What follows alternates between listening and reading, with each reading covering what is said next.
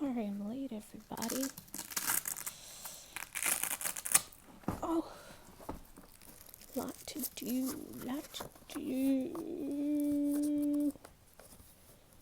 Just gotta find the right volume. I don't think this is the right volume. We'll see.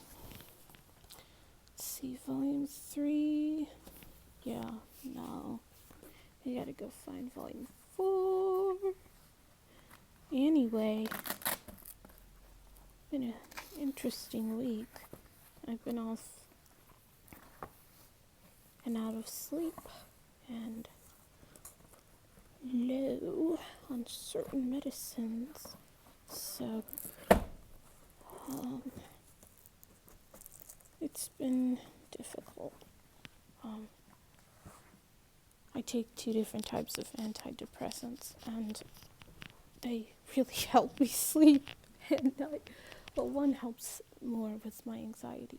One helps more with my sleeping. I have trouble falling asleep at night, staying asleep really. Well, both actually. I have nightmares still sometimes about my childhood. So it's easier to relax when I take medication. It's prescribed like that.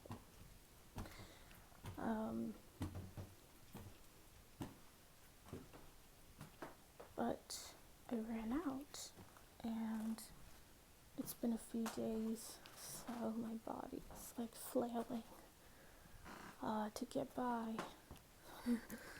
We are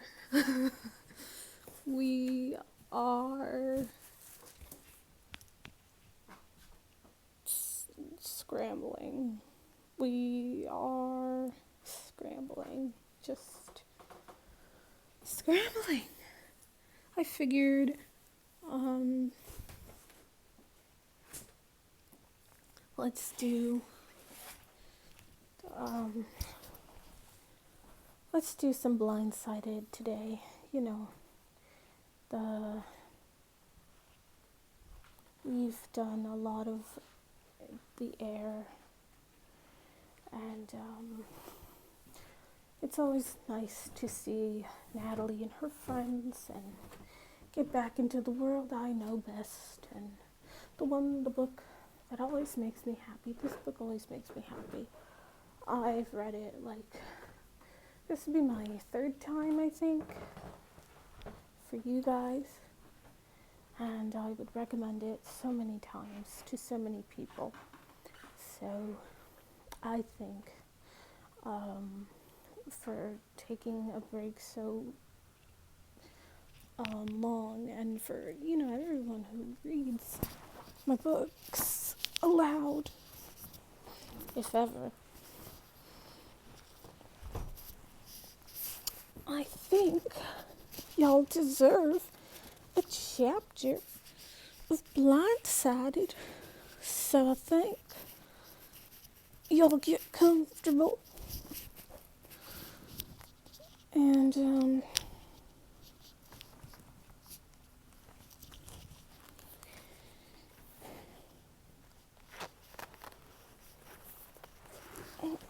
book got stuck. Oh yeah, you guys get comfortable. Oh, this is old U.S. Braille. Oh dear. The old. Oh, I gotta tell you guys about the 2 types of Braille and how confusing that is one day. Anyway, 31. Starting from the edges.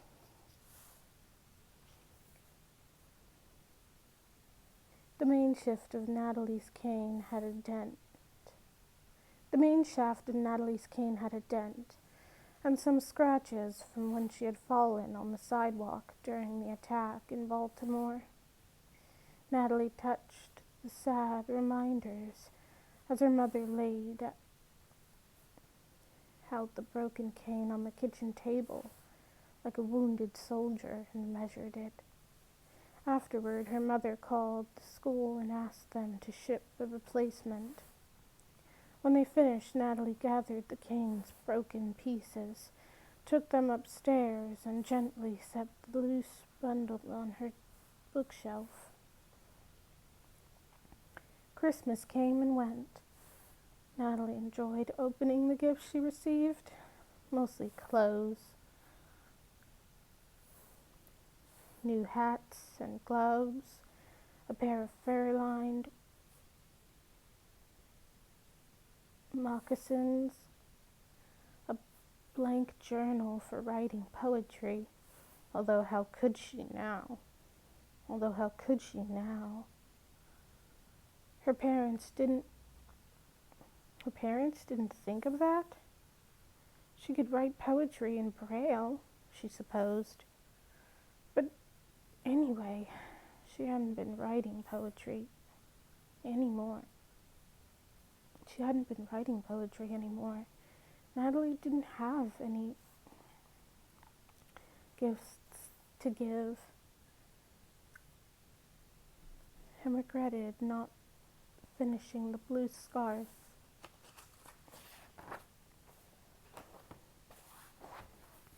She'd been knitting for her mother. So many things, she thought, remained undone.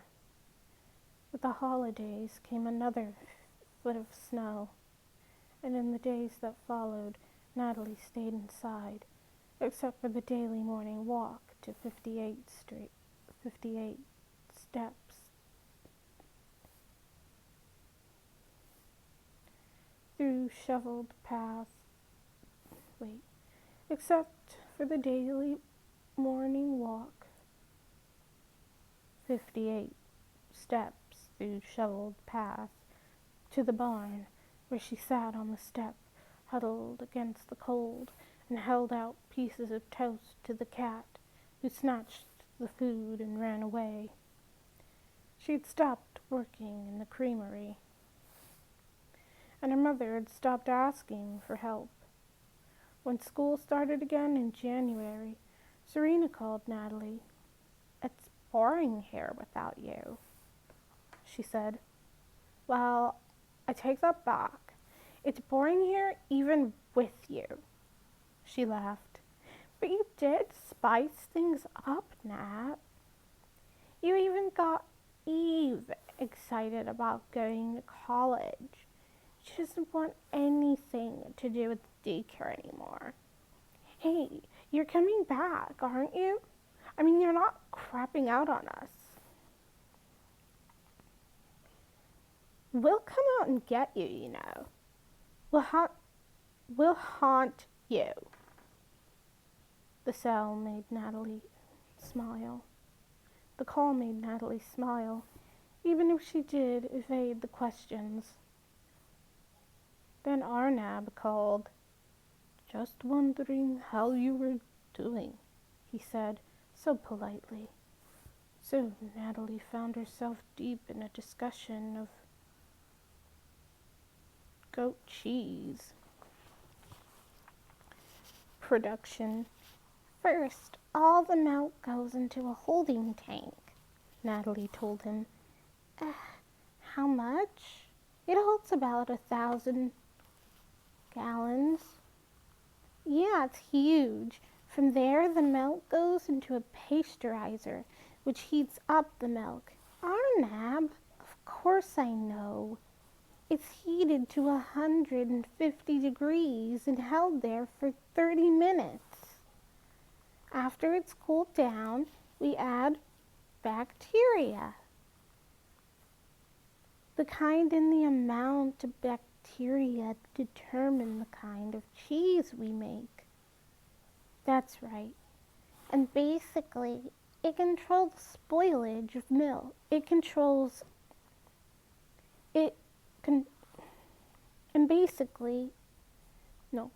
basically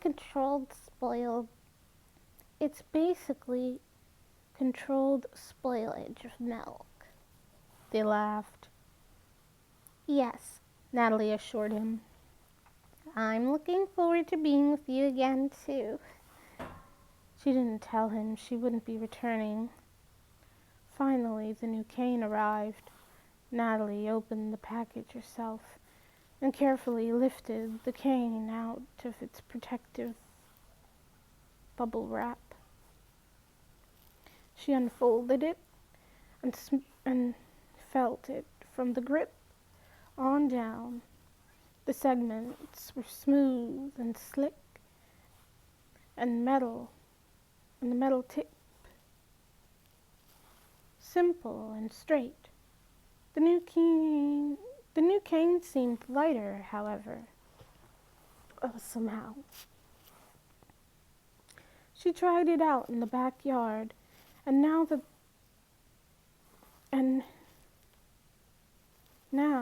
that some of the snow had melted, she was able to follow the edge of the yard up to the barn and didn't need to count steps. She could hear the drip of melting icicles and held her face up to the sun. It felt good.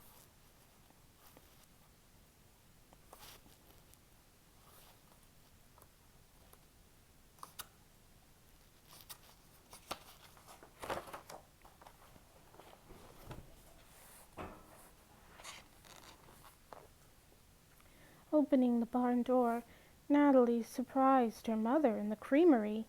Can I help you wrap cheese?" she asked. Mrs. Russell was finally in touch late one afternoon by phone. She said she was glad to help Natalie, but she would not be able to make it home. She would not be able to make home visits. Will you be enrolling at the high school? No, Natalie said quickly. I'm going to work from home. Well, dear, I'll do what I can. Let's meet one day after school. How about Thursday? I'll meet you in the school library after classes. Natalie did not want to go to the high school. But what choice did she have? Thursday after the high school? Ugh. Something more to worry about. Because she didn't want to go anywhere or be seen by anyone. Look, you're the one who wanted...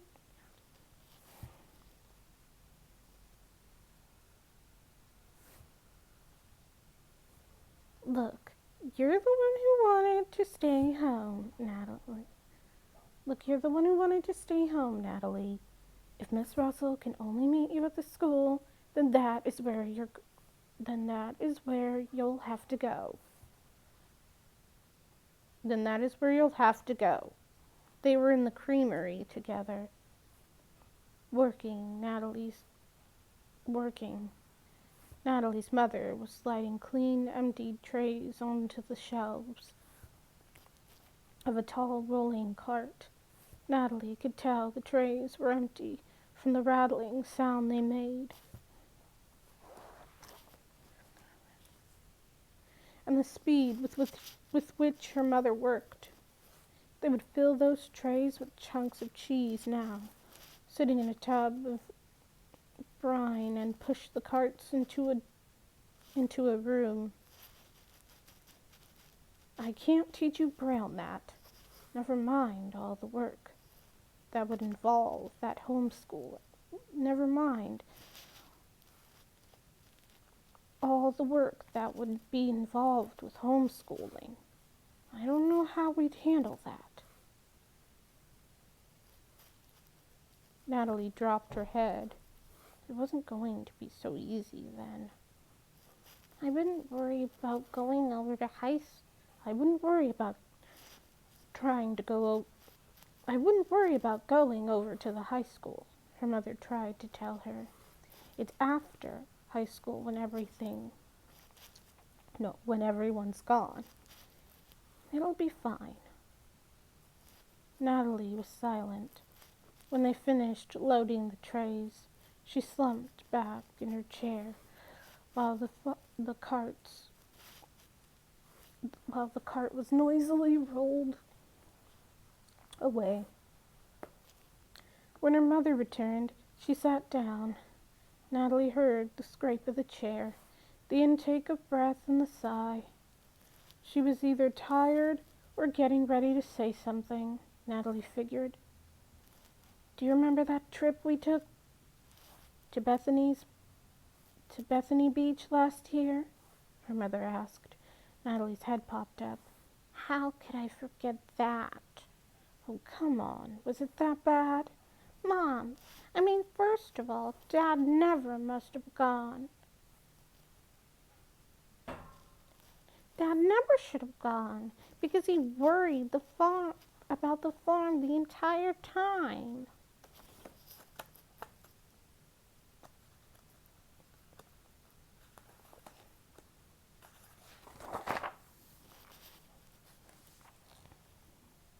Plus, he hates just sitting around doing nothing.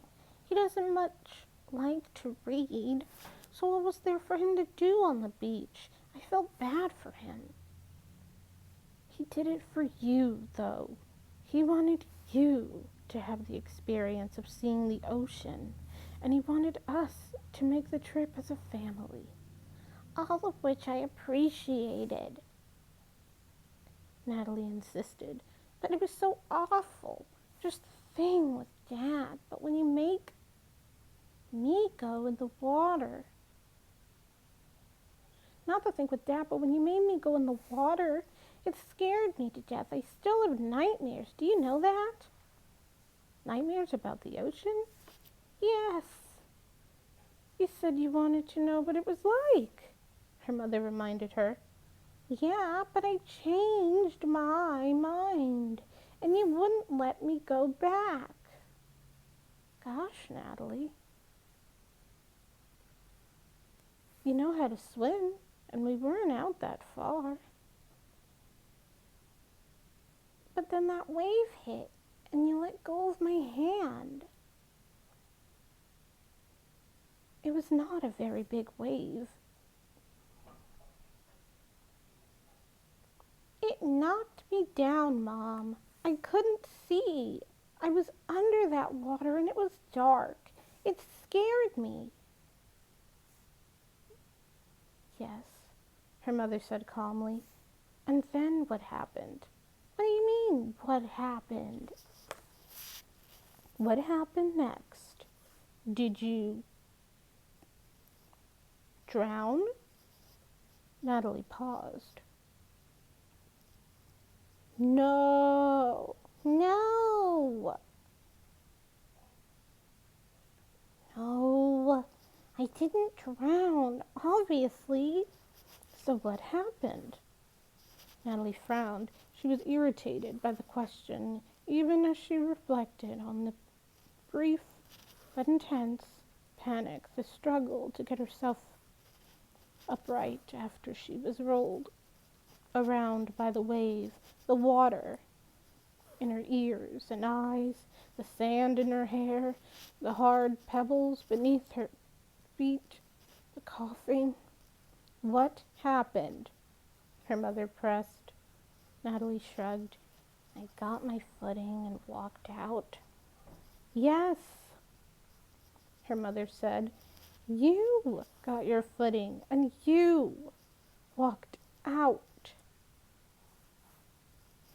The first thing Natalie heard when she returned to Western Allegheny High School Thursday afternoon were the sounds of basketball practice and whistling and whistle. The whistle and the squeak of the sneakers against the wooden floor in the gym as they echoed down the empty hallways. Natalie found it odd and unsettling to be using her cane in such a familiar territory. She tried to limit the arc of her swing.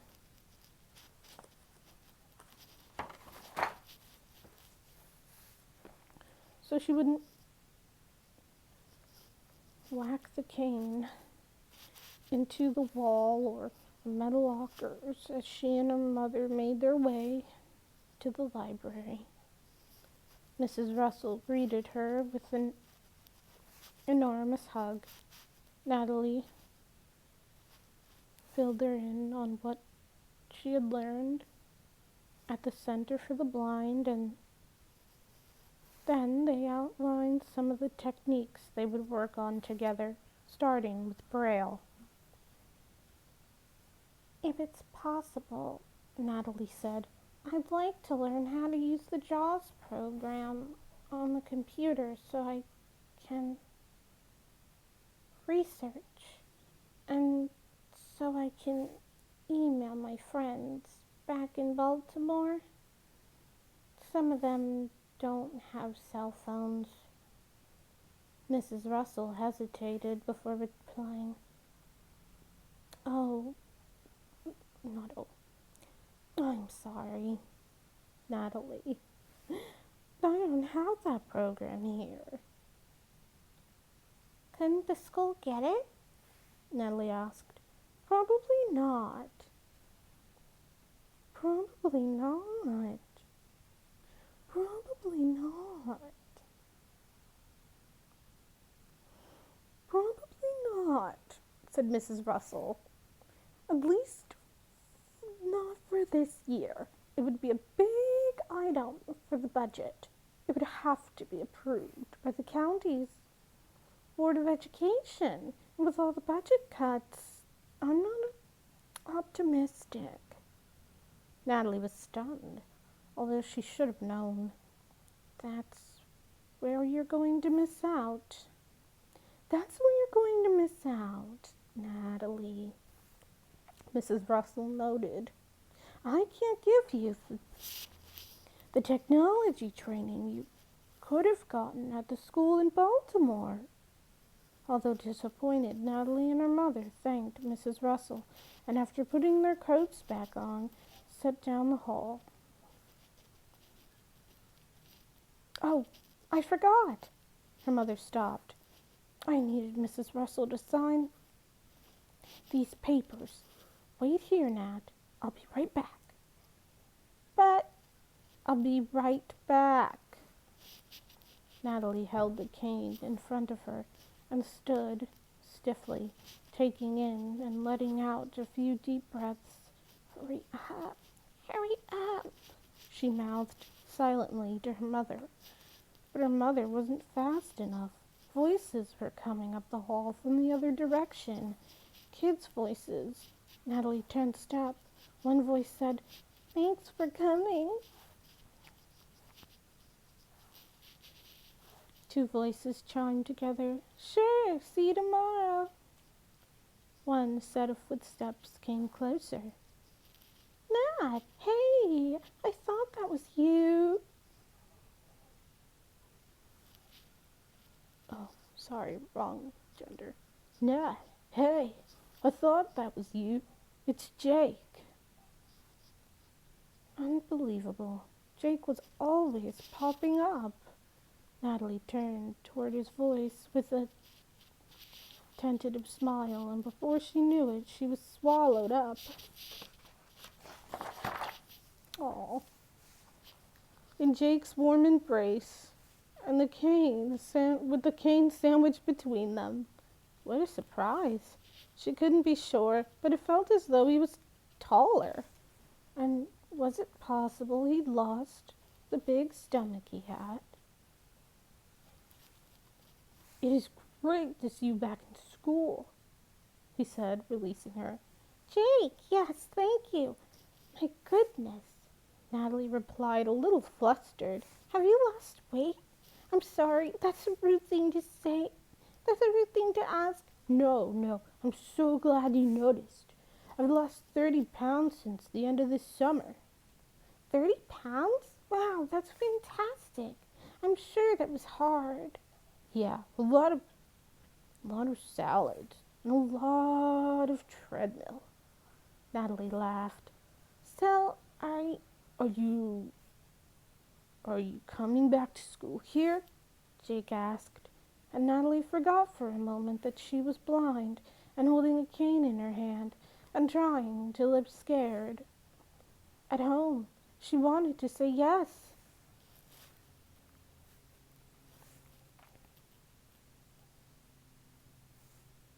But what she mumbled weakly was,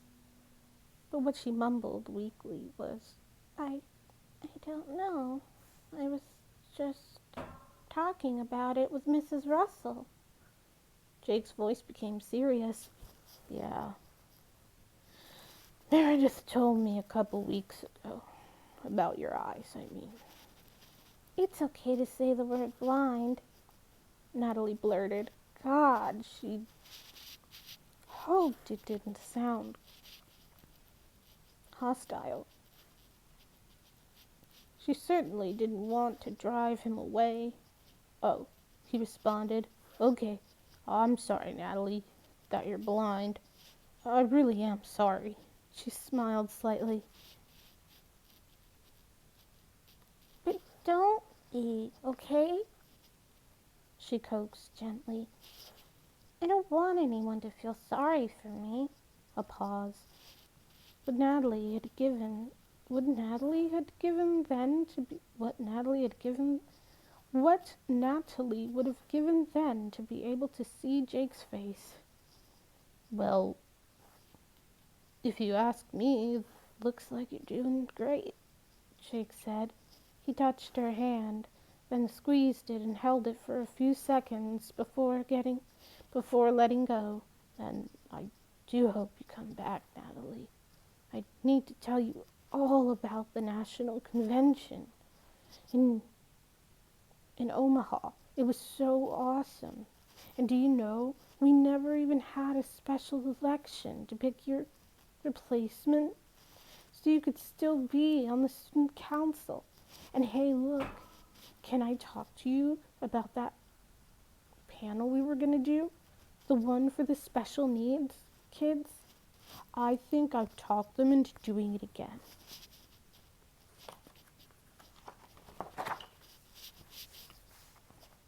But it would be great if you could be there too. Jake plunged forward like a high-speed train.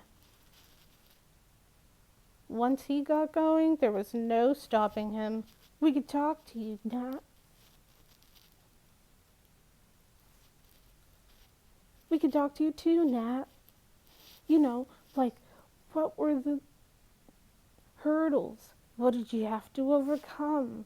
And then maybe, what can we do to help you? Now that you might be coming back. What did you have to overcome?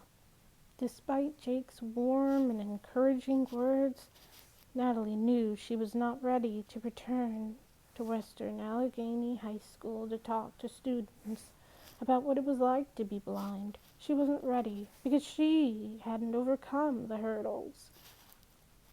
What's more, she wasn't sure she could ever overcome them. Hey, now that I know you're home, Jake went on, could I call you sometime and talk about it? Sure, Natalie quickly agreed, hoping that would stop him. That would be fine, Jake.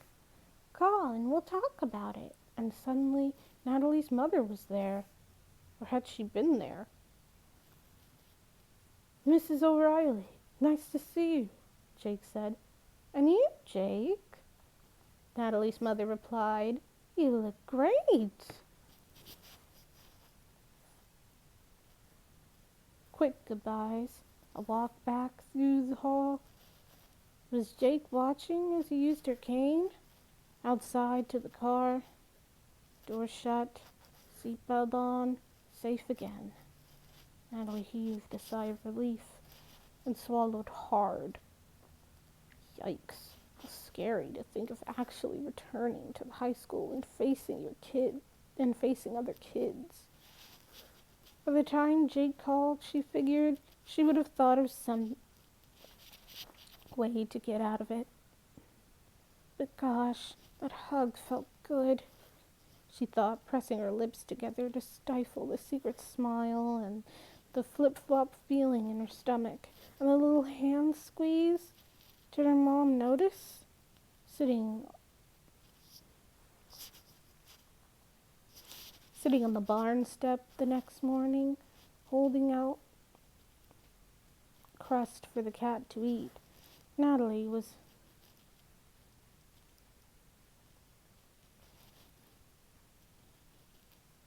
besieged by mixed emotions.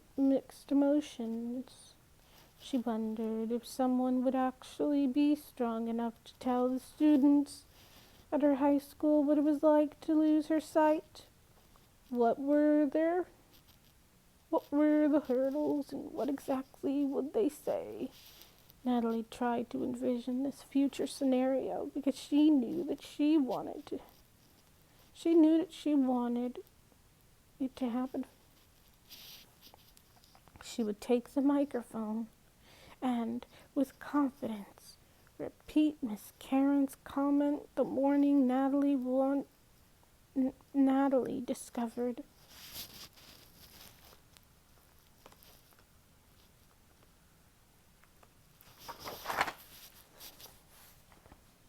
her sight was gone. Acknowledge the loss, but don't stay there. It was important advice, even though she hadn't taken it to heart. Not yet, anyway. The cat nearby meowed, and Natalie removed her glove to see if there was any food left. But the pie tin was empty. All gone, she said. Oddly, a snapshot memory of Sheldon appeared in her mind. She saw him at the blackboard,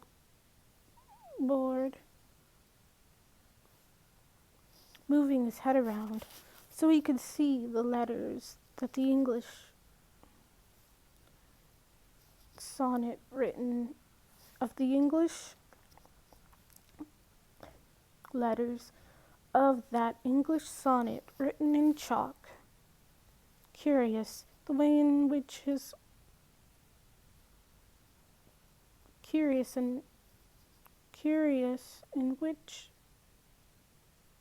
he perceived the world.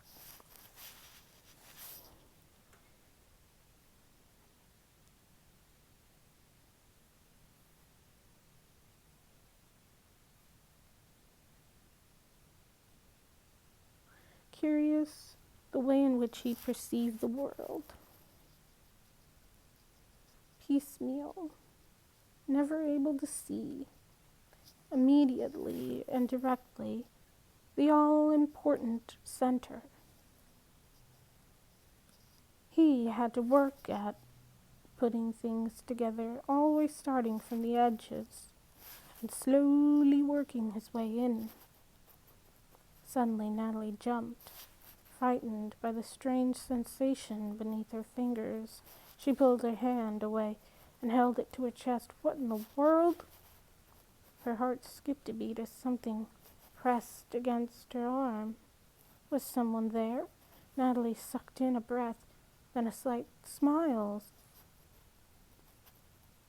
sprouted as she realized it was the cat. The cat was purring. Natalie could hear and feel the vibrations. Slowly she reached out and petted the animal's soft, furry head until her fingers discovered a rough, crusty spot. Was he missing an ear? The cat pulled back and ran away. Hey, I'm going to have to give you a name, Natalie called after him.